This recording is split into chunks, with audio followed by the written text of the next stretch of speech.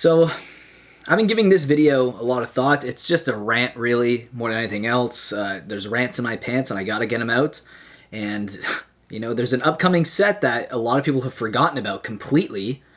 It's a set that they banked a lot on. Obviously, why would they be making a double feature set to combine two sets into one box if they weren't expecting it to be a massive moneymaker? Now, to be honest, I don't think even I saw this coming. A lot of players probably didn't see this coming. Wizards of the Coast obviously thought that the name Innistrad, it was big enough to carry these two sets. Didn't really matter what cards they had in the set. Doesn't matter if they had great reprints or not. The fact is, they missed a massive mark with a set like Innistrad. Innistrad, throughout the years, probably one of the most iconic sets in Magic the Gathering, at least from the modern era times where I started playing. Great set. Liliana of the Veil. You have Snapcaster Mage, which is the card that I actually based the channel name on. Mattcaster Mage, Snapcaster Mage. And then you had another great set with, it was a 2-block set, Shadows of Innistrad and Eldritch Moon, both which I had a lot of fun playing standard events, playing sealed and constructed draft with that set. Absolutely fantastic. All of the Innistrad sets up until now have been home runs.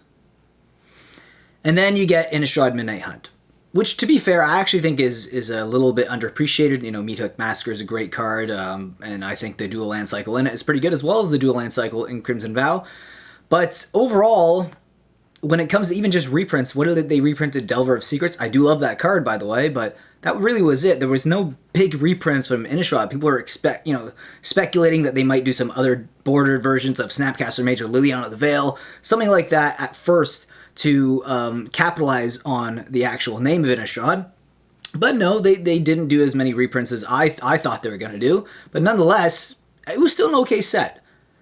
And then Crimson Vow came out. And then, the set everyone expected to be the home run of the two was very, very undervalued. The power level is down, not undervalued as a set. I think the value is pretty much where it's supposed to be, not selling a lot.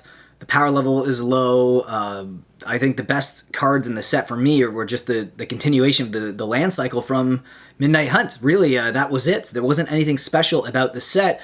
And I don't think Wizards of the Coast saw this one coming, because double feature, is going to be a combination of both. And the pack prices are almost the exact same as Modern Horizons packs. Yes, Modern Horizons. So think about that for a second. You could buy a booster pack of Modern Horizons or a booster pack of Double Feature. What do you think most Magic players are going to choose? I don't know. I would probably guess they're going to pick the Modern Horizons too. Yeah, not a very good price point situation there as well, but I guess they had to try to find like a glass ceiling or artificial price so that the prices from Midnight Hunt and Crimson Vow don't just completely tank. And that's understandable from from a marketing perspective, advertisers and everything, the people who work to figure out what the prices of each product is going to be. I get it. I totally get why they're doing that. The problem is, it just feels like it hit the mark completely. And I kind of want to know what your guys' thoughts are on this video. It's a bit of a rant, but I just felt like it was a massive missed opportunity.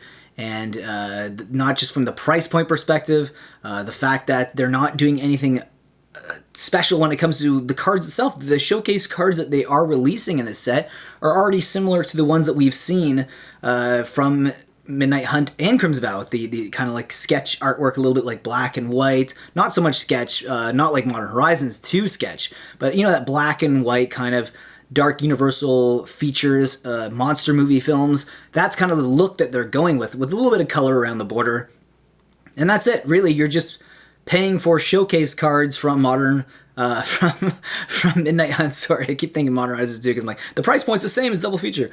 You're looking at the same exact kind of showcase art from Midnight Hunt and Crimson Vow, and they're just kind of repurposing it and making the consumer take on all of that. If you were opening a lot of product from Midnight Hunt and from Crimson Vow, you probably have a pretty good chunk of the set, at least from a playing perspective, if you're playing Standard or something like that. Do you really need double feature? Like, who are they trying? Like, what is the set trying to capture? Like, which audience? Which player? Is it collectors? Because if it's collectors, I mean, there's other alternatives I think that they would rather go. But if it's not, if it's players, and they're saying it's for a draft environment, you know, the draft booster boxes there, I guess it could be a fun draft environment because you're combining both. Maybe. So if it's really players, I don't know, I think they have enough draft chaff or enough singles from both sets.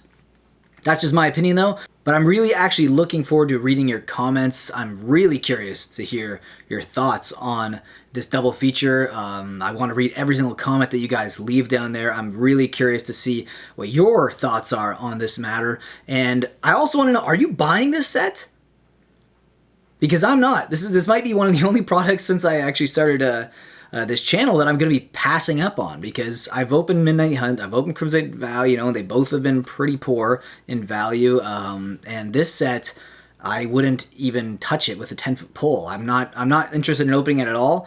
I don't even know if I'll do a draft at the store with this set. I'm very curious though to hear if you guys are. And yes, I do make Magic the Gathering videos on YouTube every single day, so if you do enjoy my videos, please consider subscribing and join in on all the fun that we have happening on my channel. With that being said, I'll see you guys in the next video, and double feature, double trouble. Is it a double fail? Let me know, comment section.